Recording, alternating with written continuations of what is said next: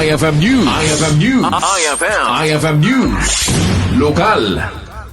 Balay-gian nagisayang ka ti 101st Maneuver Company Regional Mobile Force 1 ti Philippine National Police iti may sa Kadagiti na indaklan nga outreach program iti Pinili, Ilocos Norte, partikular iti Pinili National High School.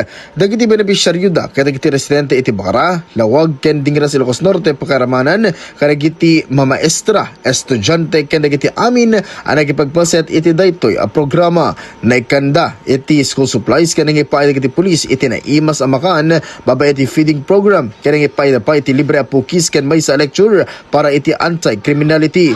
Gapo iti daytoy ket maragsakan dagiti nagbali na beneficiaryo iti daytoy nga outreach program ken nagyaman met dagiti kapulisan iti daytoy nga oportunidad da nangipaay ken dagiti blessings dagiti stakeholders da maipanamnama nga duntupa iti kasto nga outreach program nga ipaay the 101st Maneuver Company. Para iti IFM News, Idol Lawrence Martinez, Tatak, IFM. IFM News. IFM News. IFM News. Lokal.